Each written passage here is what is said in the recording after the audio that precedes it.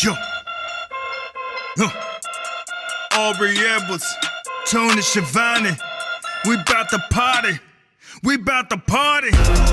Unrestricted. Got the house now. We gon' turn it up. Hey everybody, it is AEW Unrestricted, Aubrey Edwards and Will Washington here again, another week to bring you awesome stories from behind the scenes at AEW. Really fun stuff. It's funny because we always record these not on the road. I am sitting in my living room. You are sitting in your wonderful wrestling and video game cave, whatever it is. It's my basement. Like that's Your the thing. basement, okay. Yeah, everybody always wonders like where this is, and I'm like, you can see stairs there. It is stairs. my But basement. do you live on 3 floors? Like, is that floor underground? Like, there's a lot of specifics for basements. But like, I've got my fake plants, so like, clearly my living room. Yeah, this is my basement. Those of you who have followed me just a couple months longer than my time in AEW might know that this place is flooded one too many times in just the last year. Oh yeah, I've had some bad floods down here. It's funny, the arcade sitting where it is right now was the product of water flowing from, so there's my furnace room is like right behind it, and so the water started flowing and it was about to hit the arcade, and so I moved the arcade, and then one day I looked at my shot and I was like, oh, that looks cool. I'm just going to keep it there. And so that's why it sits there now, because it used to be flush against the wall. So, yeah. And if you're That's listening like quintessential wrestling. It's like, oh, this just happened out of accident. We're going to keep it going because it works. Exactly. And honestly, if you're listening on audio, you have no idea what we're talking about here. Which is why you should watch the video episodes every Monday. You should. You should, and see all of our beautiful faces and the beautiful faces of our guests. So yeah, it's kind of weird because like we always do this to totally break kayfabe. Like we're traveling home on a Thursday, but these podcasts come out on Thursday. So I wake up and immediately start posting tweets of like, oh yeah, oh my God, the podcast is out, because I'm exhausted. But like now you've been at AEW for a couple of months. Like what does your not at work schedule look like? Like how do you break down your day? That would imply, Aubrey, that there is a not at work schedule, because... Well, not at the venue. Right, because I was going to say not at the venue, right? Because, like, there's always something AEW to be doing every single day, right? And so when I'm not at the venues, I'm usually working on things like this podcast, or things like... actually, there was something creative-wise that...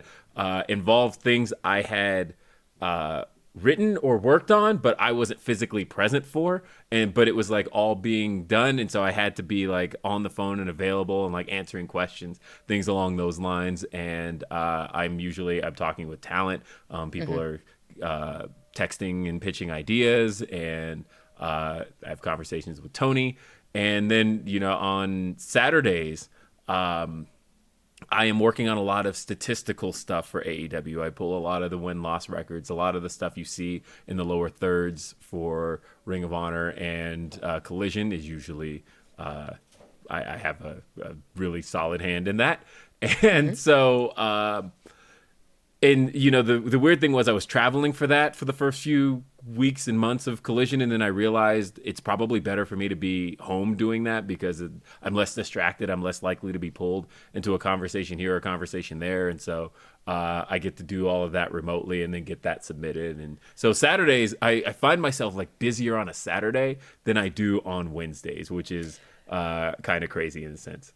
It's funny because I remember, like, I think it was last Saturday, you actually texted me and said, hey, do you know if Paul's there? Like, who are the refs for Ring of Honor that day? And I send you a picture of, like, the rundown of the card, and I was not even there. Yeah. So it's a matter of, like, we're both able to work, and neither of us are at the venue, because this is just sort of the thing that you do. Like, it's a job, but it's a job that happens when it happens, whether or not you're there.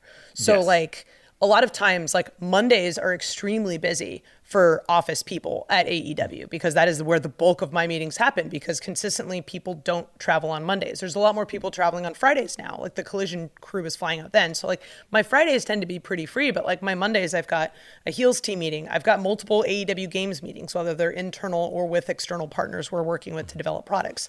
I've got a meeting that we're on with Warner. I've got random podcasts we're recording. I'll be recording at 7 a.m. because we have people in Florida who are up 3 hours before me. And it's like, this is just your day, right? And at the same time, you have to find time to get into the gym. You have to find time to spend with your family. You have other, personal things you're trying to do. I'm trying to cook all the time and just like bring my giant cooler with me on the road. So there's just a lot to handle. And it's cool because I like hearing how like your day goes when you're not at the venue, because it kind of helps you appreciate what everyone does for this company and like how everyone is involved, even if they're not physically there. Yeah. And honestly, like I said, the cool part about it is that on show days on Wednesdays, that feels like kind of that reunion moment of like, hey, we've been working together, but we've all been apart for the last week. Oh, cool. And then now Wednesdays, we all get to come together and talk and hug. And like, this is actually, I won't say the relief because there's a lot of work to do on Wednesdays too, but it is just like, it still feels cool. And so I either way, I'm still in love with my job. I'm still at a point where Shoe hasn't dropped yet. Yeah. Look, I still, every time I look up, and we've had this conversation, but every day that I think I'm having a bad day, I look up and I go, this is the coolest job in the world. What am I? Oh, 100%. It's what like, could I possibly it's a have job. to complain about? Yeah, it's stressful, but I yell at half-naked men who play fight in their underwear, and that's pretty dope. Like, not gonna lie. And I get to come up with ideas for them. And I'm like... For those half-naked men. Yeah, and that's really cool. So, like, what are we doing? This is great. Speaking of what are we doing, Will, who is our guest today? And our guest is the voice of Saturdays here in AEW, the voice of AEW Collision. He is the one and only Kevin Kelly. Kevin, thanks for being with us. Hello. It is so good to be with you guys. Hi, Aubrey. Hi, Will. Yes, it's so good to be here with you. I was glad I got invited, because this is where all the cool people come and hang out. I want to be cool at least for a couple of minutes. We've paid off all of the people to say that, so thank you. Thank you to everyone who received cash in Money the well back alley. I'm super excited to have you here because, I mean, it's been such an incredible summer with Collision starting. And there was always that question of, well, who's going to be the voice of Collision? And I think all of us sort of figuring out how things were going to work, like which referees are going to be on Collision, which wrestlers are going to be on Collision. But of course, the question is, whose voice is the one that we are listening to? And I feel like it is now impossible to think about Collision without thinking about Kevin Kelly and Nigel McGuinness. Well, that's good to know. Thank you. Yes, it's and I know that it's a topsy-turvy world for everybody when you're working, 1-2 nights a week, and then all of a sudden now they've absolutely doubled your workload, and with the addition of pay-per-views now, so everybody's getting a lot busier, and there is a lot of work to go around. But yes, it's exciting to be part of such an energetic team and coming in. You guys have been through all the ups and downs over the 4 years, and from the empty arena shows, the dailies placed, and everything.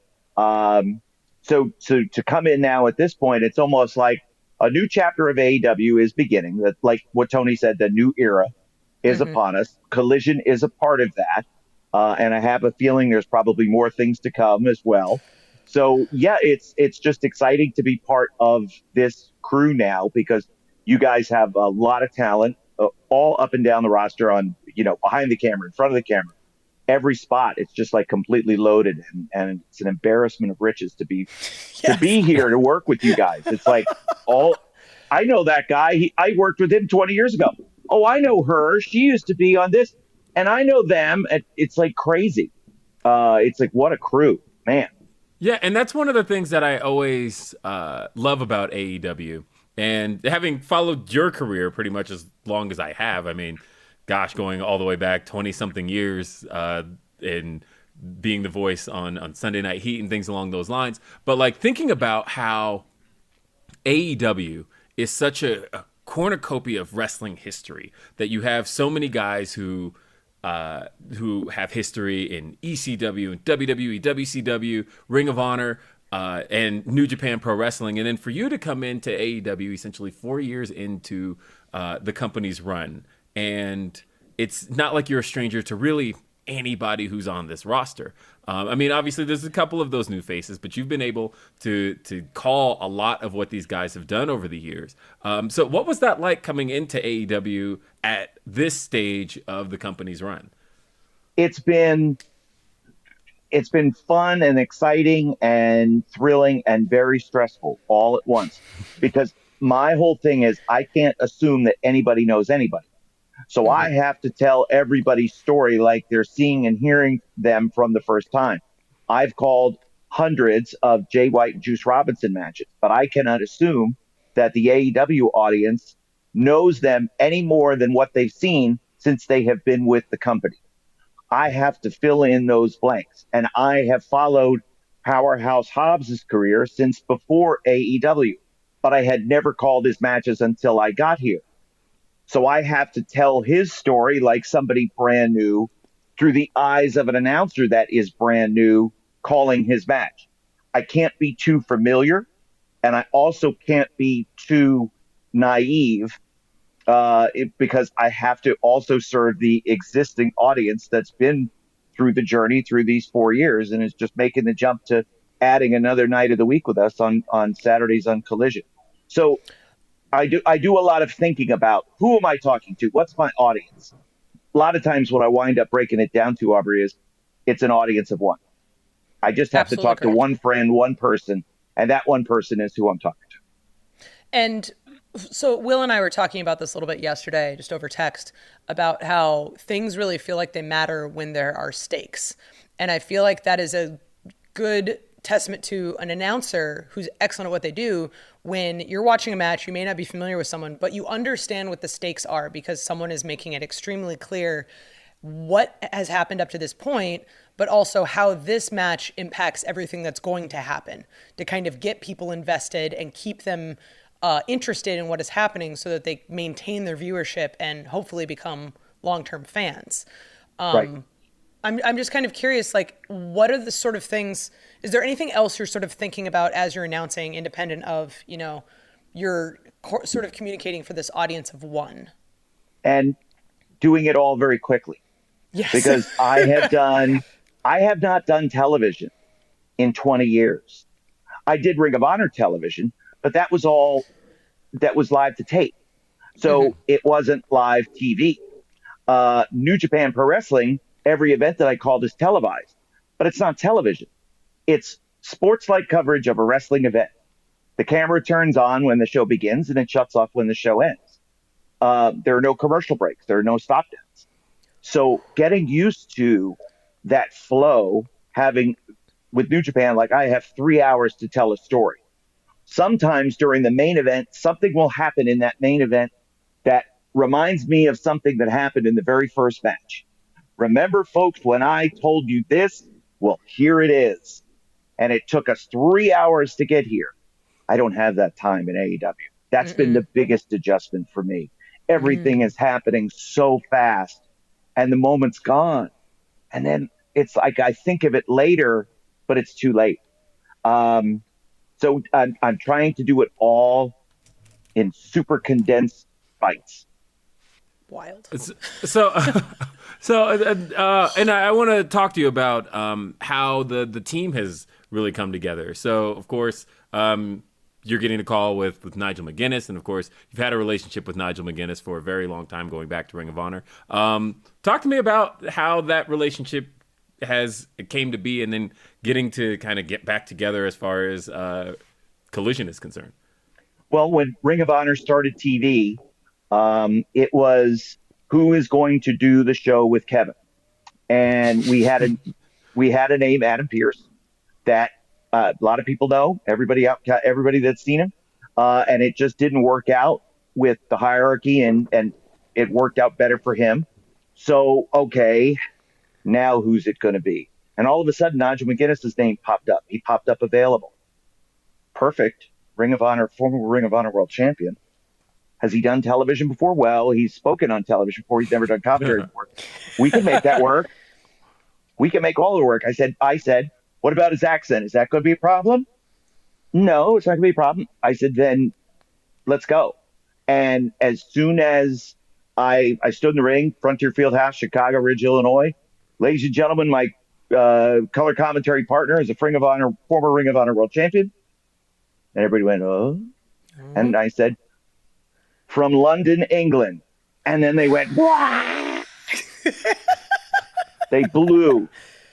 Here he is, Nigel McGuinness. The place went crazy. Nigel comes out and sits down, put the headset on. We called, 4 hours of TV the first night. And it was great.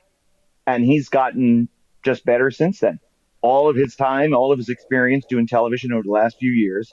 He's a consummate pro. He knows who he is. And he's become a master and is teaching me things and is guiding me through a lot of this because he has a lot more recent television experience than I do. I think that's one of the great things about seeing teams come together so well is there's not only you two are both such good individually. Nigel has his thing, you have your thing, but together you're this completely different unit that is made better by each other. And that's one of the things that I enjoy as a long-term fan is watching a commentary crew kind of understand each other's flow and quirks and knowing it's even how like Will and I have just been hosting this podcast. Like I've started to get kind of like how he works with things and just kind of feel his vibe.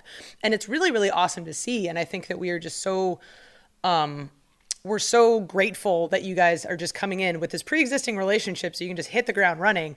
And I feel like we're going to get to that like awesome point of like, man, these two are just like inseparable and amazing. The Excalibur and Taz, if you will, of Collision. Because those two guys are just incredible together, right? And it's awesome. I'm curious. It's so fun, yeah. It's great. So I'm curious because a lot of your recent experience, and you touch on this a little bit, was sort of your work with New Japan. And obviously we've touched on the difference between television with commercials, actual like how we do it. But I'm more curious about sort of the style of wrestling because the style of Japanese wrestling is very different than the style of American wrestling. And we see a little bit of it on our show, but we still have to adapt to American audiences. Is there any sort of thing that you've done as a commentator to change how you describe what is happening given the two different promotions and the two different styles? Or do you find it's more similar? I think it's more similar than people might think. I find the flow and the speed of the action very similar. That it's not as if Japanese wrestling or New Japan in particular is built around super heavyweights who move slowly across a 20 by 20 ring. No, these are mostly smaller guys who move incredibly fast across a 20 by 20 ring.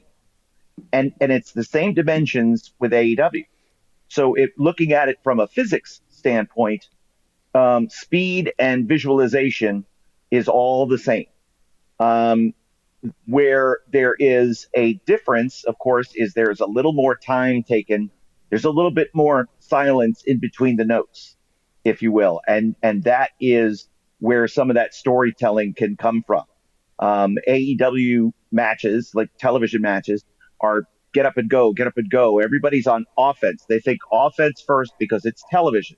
And sometimes when you get into a scenario where a title is at stake, you'll have a longer match because there is more defense involved.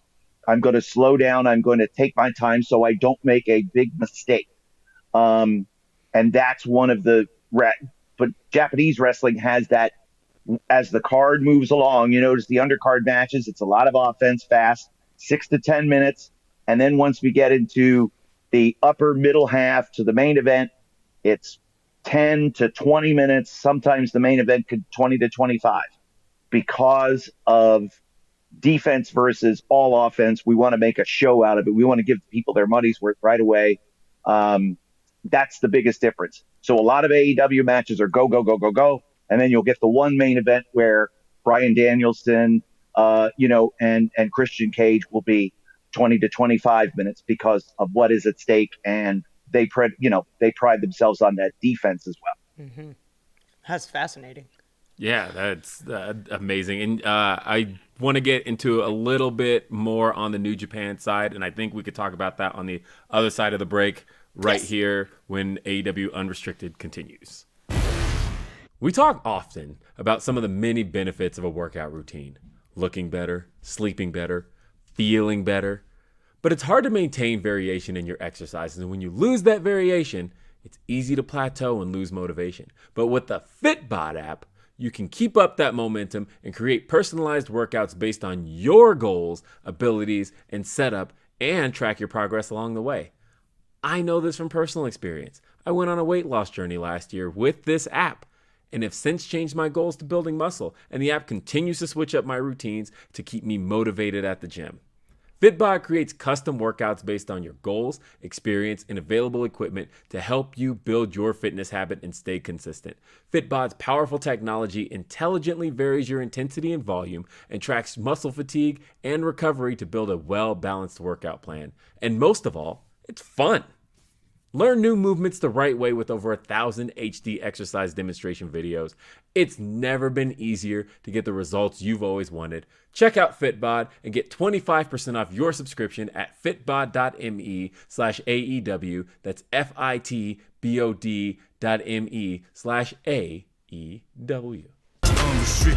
AEW Unrestricted, we're back. It's Will Washington, it's Aubrey Edwards. We're with our guest, Kevin Kelly. Kevin, you announced recently that you will be leaving New Japan Pro Wrestling following Wrestle Kingdom 18. Yes. I want to start with the why. What made you come to that decision officially? Because my wife said, I don't want to be alone anymore.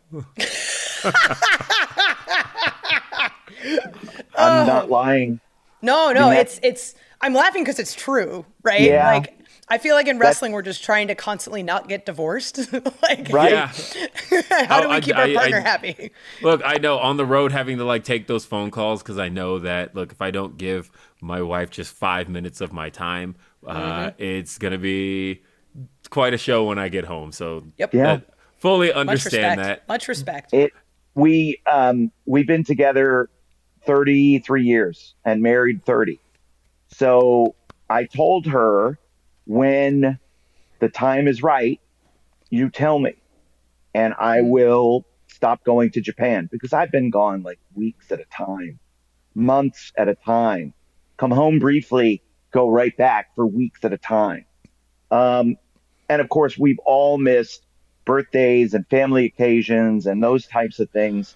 But, when you're missing Christmas and you're missing New Year's and you're missing anniversaries and you're missing everything, it just gets to be too much. So when this AEW opportunity came around, and the first conversation that Tony and I had was about still, keeping up my New Japan commitments, and he said, yeah, that's fine. We'll have Ian or somebody fill in for you. It'll be great, no problem. He and I figured it would probably be like 12 dates a year, 12 show weeks a year I would miss. And I talked to Dory about it, and she was like, I don't want to be alone anymore. And I was like, okay, say no more. That's it. So I talked with New Japan. I talked with Tony, my Brancery, and said, here's what I can do. I've got these two that I definitely have to do for New Japan. But then after that, I'm just going to be here in the States, here in North America, within a couple of hours flight, be gone away from home as much as AEW needs me. But I'll always be that close. I'll always be I'll never be more than half a day away. Mm-hmm. For a lot of fans who really discovered New Japan in the last 10 years, which was kind of a really big renaissance period for American wrestling fans discovering New Japan Pro Wrestling. For a lot of those fans, you've been the voice for them. As a matter of fact, I talk to people all the time who kind of got the, you did the history of the Bullet Club videos on, right. Yeah. And I know a lot of people who crammed those videos in to get their history of the Bullet Club in, because there's a lot to take in, right, to get themselves up to where we are today. And so for a lot of fans, you've been that voice for them, and it's interesting because that happened at such a stage in your career where you had been a voice in WWE since the 90s, and then you were working in Ring of Honor. What attracted you to New Japan, and that style of professional wrestling and deciding to become that voice for people? It was always the mystique of New Japan. Like, Japanese wrestling was that thing that I would read about in the magazines when I was a kid. Names I would occasionally see when they would come over to the United States to wrestle. Names then on WCW that I watched like when I was in college in the early 90s. And just the whole feel of it. And then seeing how the guys were going over and getting to know them, because we developed a partnership with New Japan when we were in Ring of Honor. Me, Rocky, we all got together and we came up with this plan, and this is what we did. And we wanted to introduce New Japan to the U.S. fans. It would also help Ring of Honor draw a house. So it was telling those stories and beginning to realize that there are generational talents that fans have never really seen on an ongoing basis. When you have Hiroshi Tanahashi, who Don Callis said is like the Von Erichs and the Beatles rolled into one. I was like, that's a perfect description. And you have Kazuchika Okada, who's a once-in-a-lifetime athlete, and on, and stars like AJ Styles, who had gone over and made a name for themselves. But at the same time, there were guys like Kenny Omega and the Young Bucks who were doing different things over there than fans in the U.S. had seen from them. We needed to tell those stories. And I also got excited because of New Japan World. See, when President Kadani started New Japan World, he did it as sort of a shot across the bow at Vince and WWE. He wanted that to be the same price as the network. 999 yen a month, ha, ha, ha. But he didn't know what he was going to do for content. But the biggest thing was, how do we get English commentary on this? And Yuji Kitano is a name that not many people know, but was one of the most instrumental people in getting English commentary on New Japan World. And now that's what it's for, almost. The Japanese coverage is there as well, but they, of course, have television. And the television coverage for the English audiences is very scattered and slight, if at all. So, yeah, it was critical to do this. And I kind of saw it like pioneering a territory, but at the same time, because AEW wasn't in existence yet, I was like, this is the last wrestling company. There's no more after this. We've got to go and we've got to make this happen, because we have to save the industry. There has to be something else besides WWE. And luckily we were able to get New Japan to become much more familiar and household than it had been over the previous, 40 years that they were in existence. Yeah, it's wild. It's funny. There's no one else. And then now look, here we are all on a podcast right. talking about our employer. Yeah, but that's the great thing, right? Like, we talked about how AEW's existence is again, just the formation and the compilation of so many things from wrestling history to come together to make what AEW is. And Kevin Kelly being here, I think, is a perfect example of how that train has moved over the last 4 years. Again, staying on without Omega and Jericho, there might not have been an AEW. Without the Young Bucks and Kenny, without the Elite and their rise, without Cody going over there, without all of these names kind of coming together at that certain point in their career, there might not have been an AEW. If when the Young Bucks were in Ring of Honor, they had a lucrative offer to join another company. And I implored the business manager in Ring of Honor to do all they can to sign the Young Bucks and overpay if we have to, because they're worth it. Mm-hmm. And because they were willing to overpay, we got 2 years out of the Bucks. And in that 2 years, Ring of Honor made more money than they ever had in any other time in their history.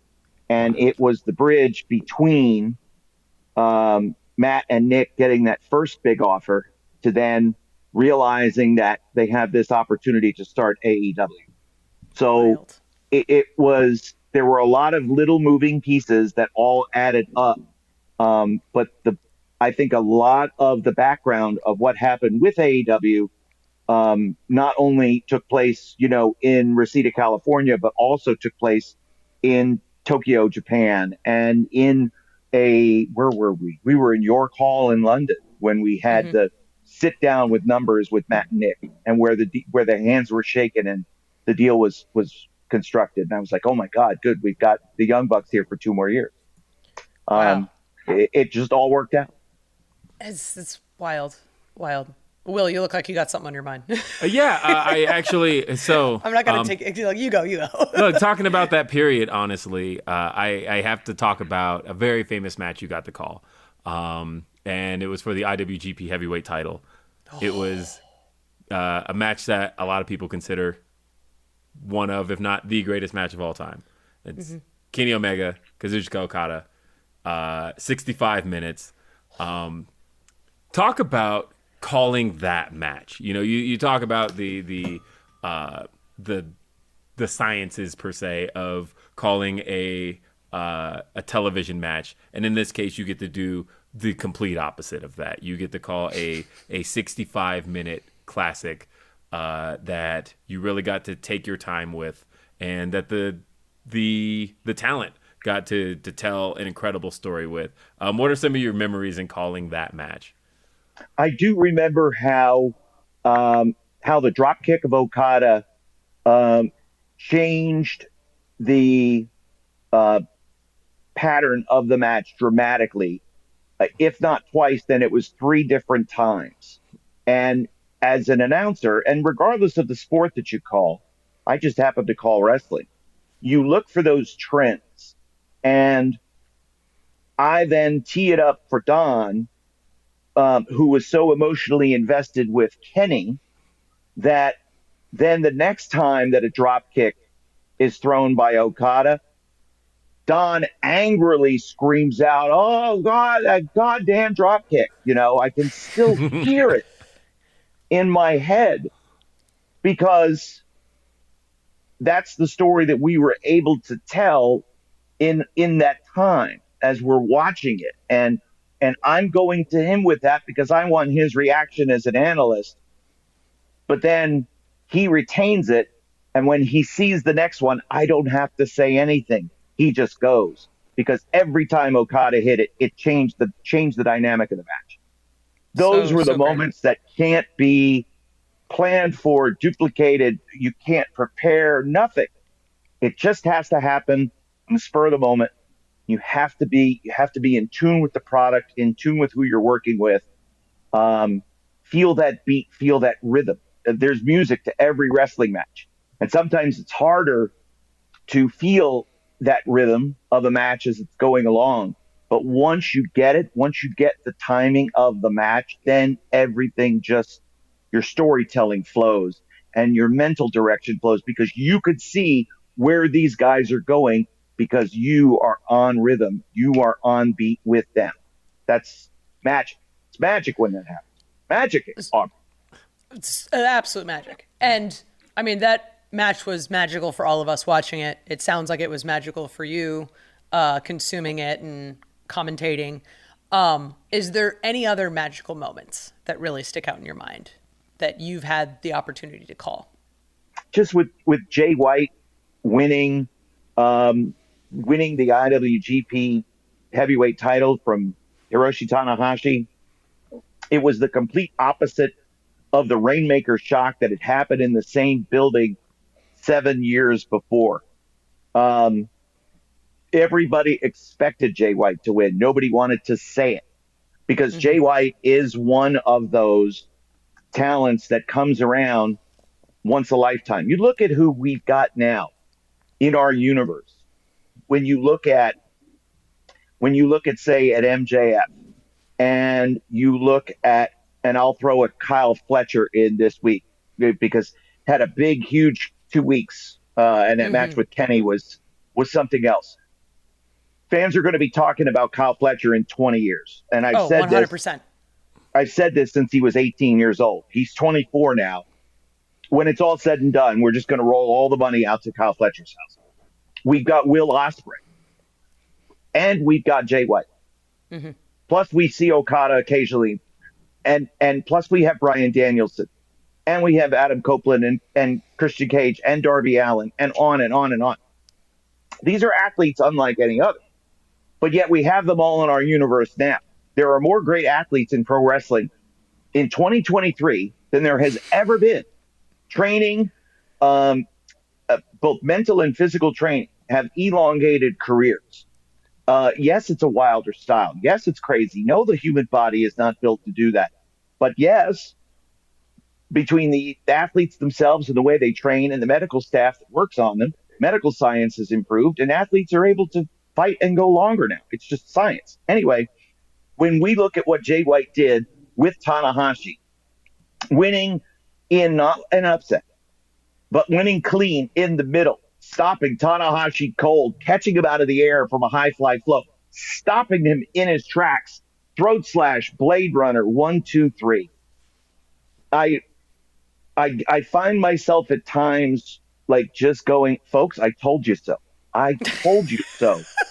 Jay White is going to win it all. If gun to my head, Full Gear main event November 18th, MJF versus Jay White's going to win. Why? Because just about every time Jay White says, I'm winning this, he wins. And he does so, and he doesn't cheat to win. He never has outside interference to win the match. He'll win, usually finisher. And that's it. Throat slash, Blade Runner, 1, 2, 3 for a championship. Come on. There's nobody better. He's the best closer in business. So that's one that definitely sticks out. Getting to call FTR at the Dome was special. Because I knew what that match meant to them. I knew what me calling their match meant to them. And I knew what they meant to me because of what my reverence for tag team wrestling and what they represent.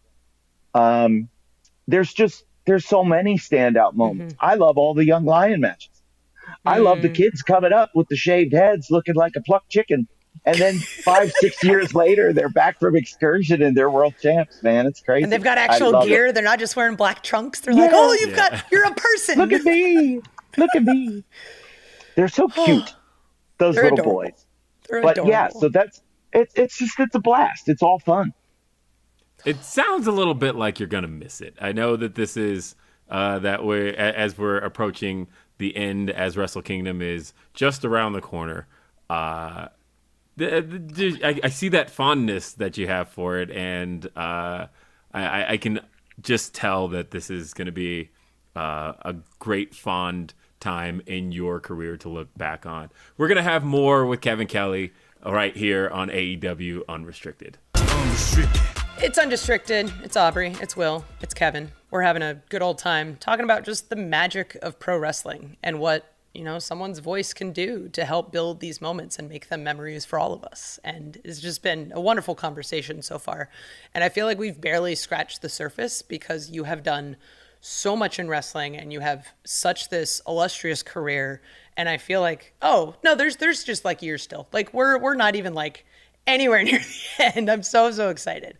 So we've talked about New Japan. We talk about New Japan and ROH sort of coming together. And we're going to kind of keep going backwards a little bit.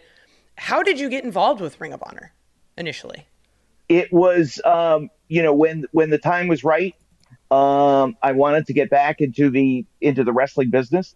And again, they were the closest promotion to me in Pennsylvania. So it just kind of worked out. And talking with Kerry Silken, God bless Kerry, was hanging on for dear life and was like, I don't have any money. I can't pay you. I said, it's all right. Don't worry about it. I just want to help you. And so that's where I, really got to be close with Paul Turner and so many, and Bobby Cruz and so many people that I know and love from Ring of Honor, that are a part of my life now on an every week basis. So I couldn't be more thrilled.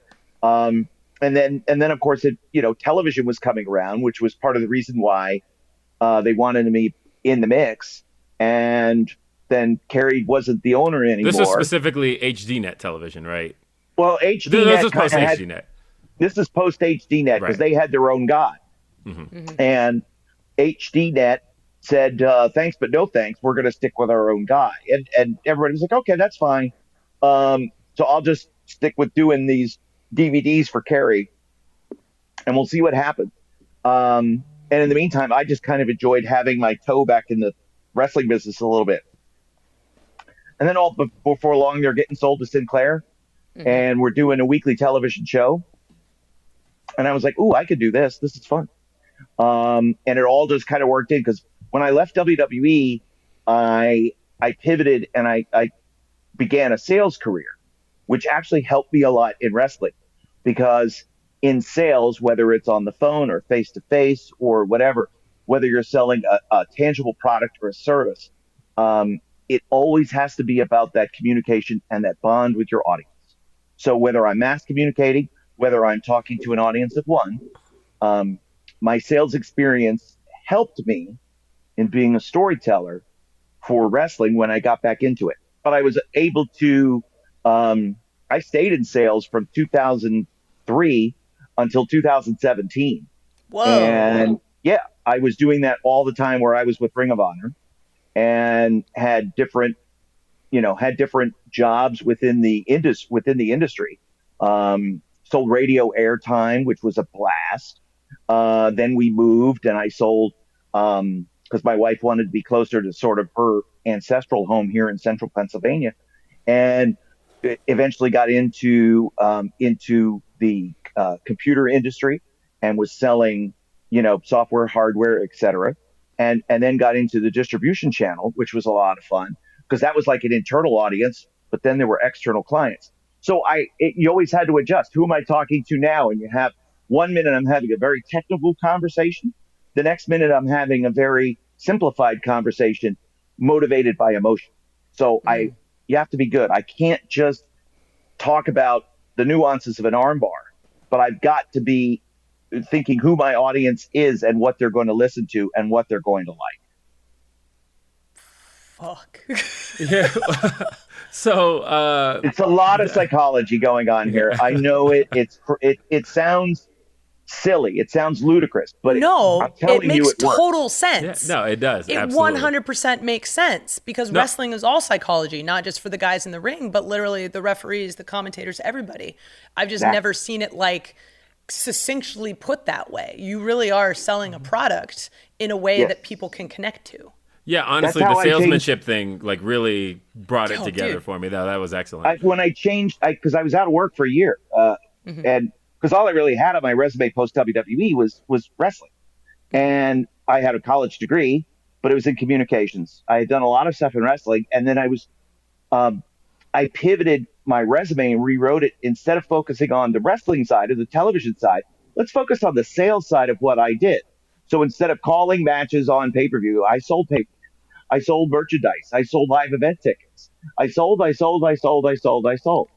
And oh, by the way, there happened to be, and I was also able to put numbers on it, that we had some of the biggest houses, that we had incredible growth in consumer products, that we had incredible growth in pay-per-view. We had incredible growth in all aspects of the business that I was a part of.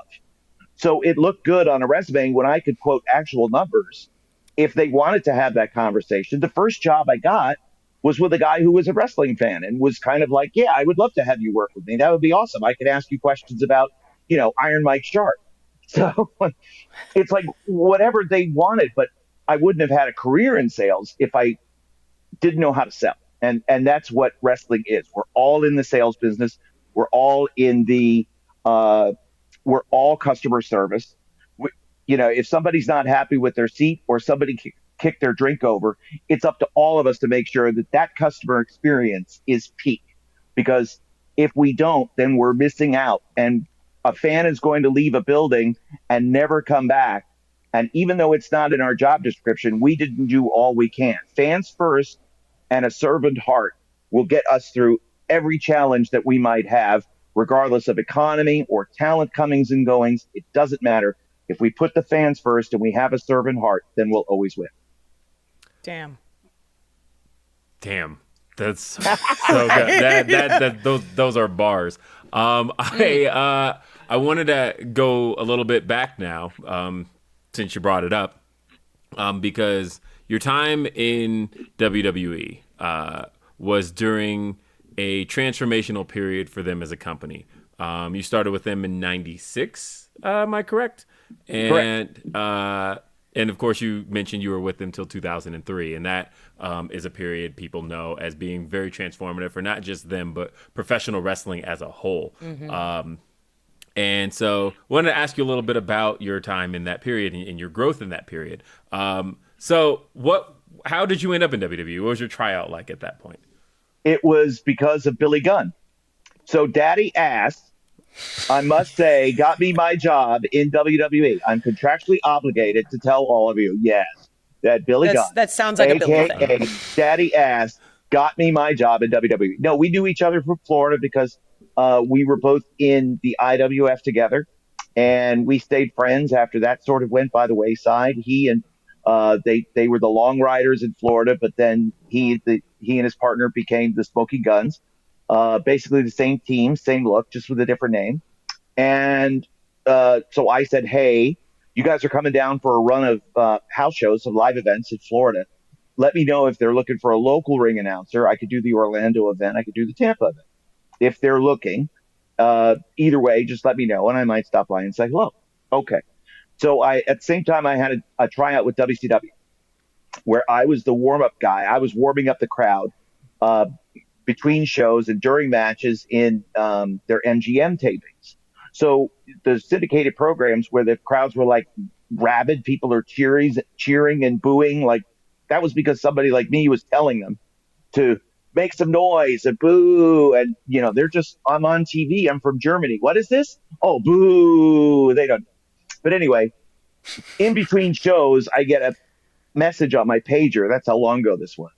And it's Billy Gunn. So I go to the payphone again. How long ago this was? Yes, Billy, what's up? Expecting him to say, hey, yes or no about these Florida house shows. Hey, you need to call Bruce Pritchard right away. Huh? Oh. Yeah, I went and asked him about that whole ring announcing thing, and he's like, hey, I've been looking for you. I've been looking for him for a couple of years. Have him call me. What? Okay.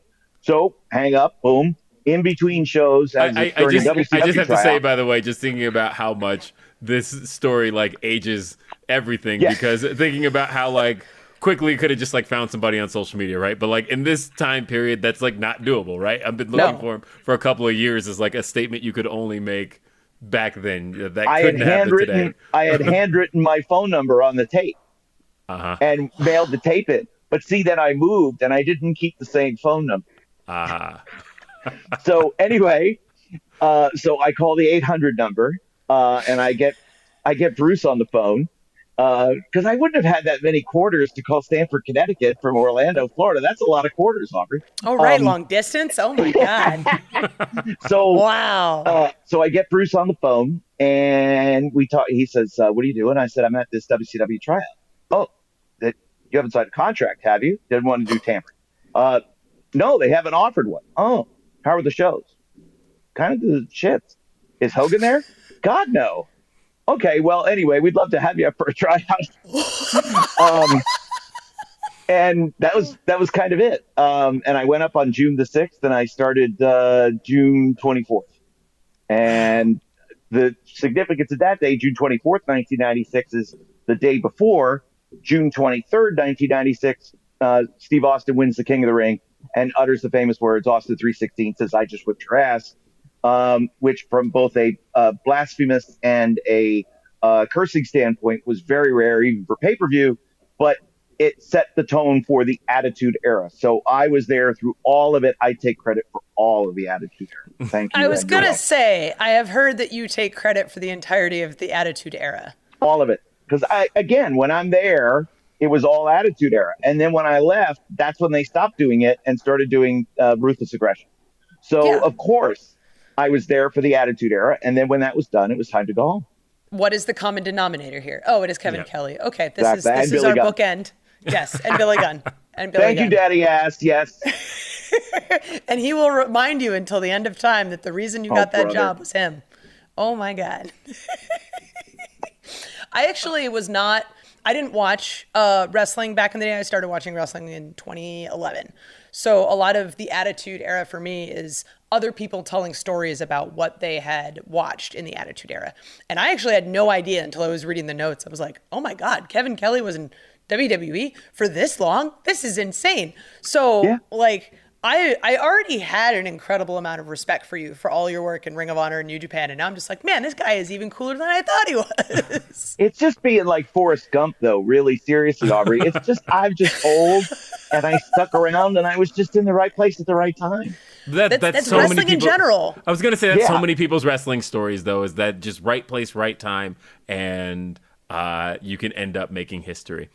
I do want to ask you, because a lot of people, but most people who watch this show know that I'm in a creative role in AEW.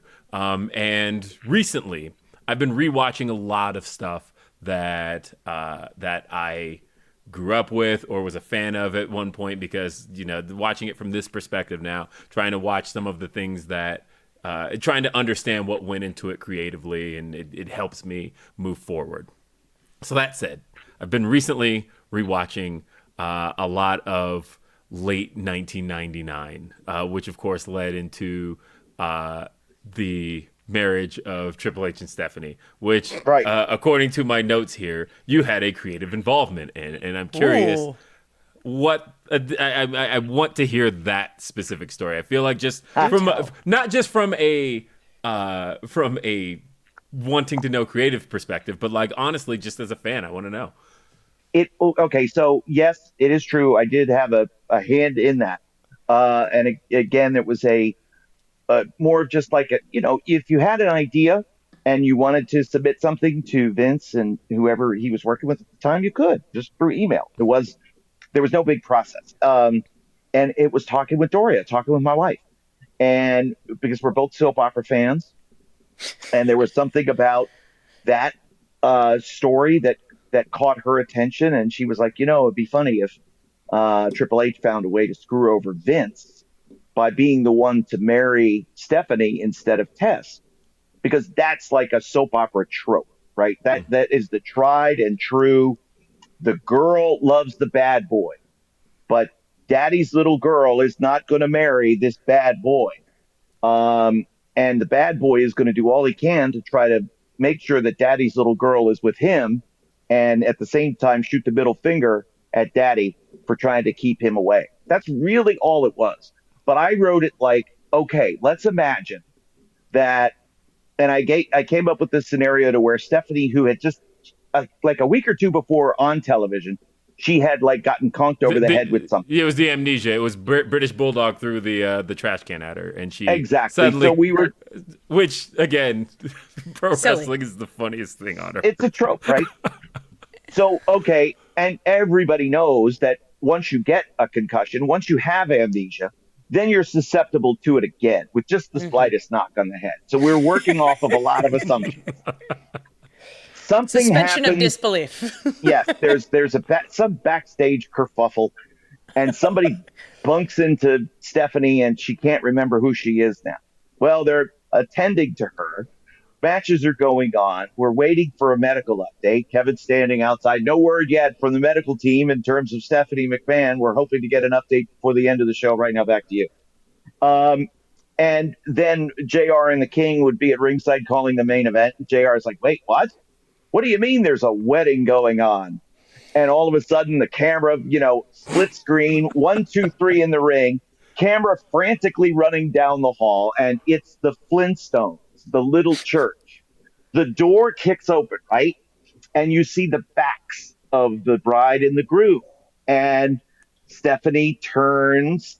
She's on the left. She turns. And you can see that she's sort of half out of it and says, "You've made me the happiest woman in the world," as the minister is saying, "I now pronounce you husband and wife." And you see the long hair, and you turn and you assume it's Tess, and it's not. It's Triple H. And Triple H says, "You have no idea how happy you've made me." Honestly, that would was have what been. I pitched. That would have been. I kid you not. This isn't just me like blowing smoke. Like honestly, hearing it that way and knowing like. There's a lot of the way it actually played out that like couldn't be told today, right? There's various elements where you're like, wait, she was drugged. Oh my God, this is like awful. Right? Like, problematic. There's so many problematic parts of that it's like, honestly, that way you told it holds up better today, I think, than the way it actually executed. and then to finish it, I wrote the end, like, because eventually Stephanie needed to stand out on her own, and tell everybody, I'm not going to be pushed around anymore. I'm not daddy's little girl, and I'm certainly not going to be under your thumb and your control, Triple H. You're just using me to get back at my father. Test is in the wind by this point. Their relationship is irreparably broken. But she was going to say, screw you, screw all of you. I don't need any of you. I'm a strong woman, and I'm going to strike out on my own, to where they could take it any number of directions. Anyway, so I write up this whole big, long treatment, and I send it. Vince, Shane, Kevin Dunn, et cetera, et cetera, et cetera. The first response I get back is from Vince, and it's 5 minutes later, and it's in all caps, one line. That's great shit. 2 minutes later, Shane McMahon comes down the hall, because we work together in Titan Tower, and we're on the second floor. And he opens my office door. And yeah, dude, that idea is crazy. I love it. That's awesome. And then he left, because that was Shane. And he's running, doing handsprings down the hall or whatever he was doing. And then they said, oh, hey, we're going to do something with that idea that you pitched. And I was like, oh, okay, that's pretty cool. And they did what they did with it, which is fine. They did what they did with it. I still was proud that it, like this little idea that I had, because of Dory and I and our love of soap operas, became part of wrestling history. I didn't keep them together. For everybody that says that their relationship changed the wrestling business, not for the good, but for the better, or not for the good, but for the worse, that wasn't my fault. I didn't write that. But so anyway, Kevin Kelly, responsible for the Attitude Era, but choice parts. Only the good stuff. Yes. Only the good stuff. Oh, I love it. It's crazy. Like when I get to see, like Adam Copeland and Christian Cage now together in the ring, and I think back to their days when they both had really super long hair. Oh, and you look at like Christian's locks, and it's like, oh my God, he really had like a luxurious mane of hair. And the hair care products alone, they must have spent a considerable amount of money on. Always very envious of that. But it's just fun to see how these guys have grown up. Guys and girls have grown up, and how far their careers have gone, far beyond the confines of the square circle. It's incredible, because we're at this amazing time in wrestling where, especially just on our show, Adam Copeland, Christian Cage, Bryan Danielson, Saraya, all these people who we thought maybe wouldn't ever wrestle again, and are now having some of the best matches of their careers and are doing incredible things on TV. And we, the three of us and the AEW fans, all get to experience this. It's just such a fun time in wrestling. It is so much fun. And this was a fun interview. Oh my God, one of my favorites. This is just, I'm just sitting here like, oh, can we go like 4 more hours? And I'm like, oh no, well, I just appreciate so much of your time today, Kevin. This was excellent. Thank you for coming and joining us. I want to get to know, learning more of the AEW history, because there is a lot of stuff, and I'm trying to digest it all. Well, if you ever have the time, I am happy to just talk it all. I think Will can fill you in on quite a bit. But that's why this show is like important in one respect, because you're documenting a lot of those moments in time because of who your guests are, and also the frame of reference and your points of view. And Aubrey, you being in the ring for so much of it, Will, you not just talking about it, but also playing a part in the orchestration of it, to have that and that knowledge base behind me, and behind Nigel too. And whenever we need it, we can go, hey, when did this happen? When has something like this happened before? And whether it's you guys, or it's Excalibur, or Alex Marvez, Tony Schiavone, there's always somebody who is there to give of themselves and their time, and to say, oh yeah, this happened here approximately, and it was involving this person, and this person. And then one memory sparks another. So it's just wonderful to be part of this journey with you guys now at this point. This is part of science. I love it. We're documenting for the future, for history and everything. And I had so much fun today. I know Will did too. I'm speaking for both of us. This was just absolutely incredible. Thank you so much for being here today, Kevin. Thank you guys very much. We'll see y'all in Memphis. Yeah, you can see Kevin, listen to him actually, on AEW Collision every Saturday on TNT. You can watch Dynamite Wednesdays on TBS. You can watch Rampage on Fridays on TNT as well. We've got pay-per-views all over the place. Go to AEWTix.com. Go to a show. They're absolutely incredible. You see all of these magical moments. You can be a part of it. Listen to this podcast, new episodes every Thursday, all of your favorite podcast platforms, and videos on Mondays on our podcast channel. I'm Aubrey Edwards with my best friend, Will Washington. Thank you so much for listening to AEW Unrestricted.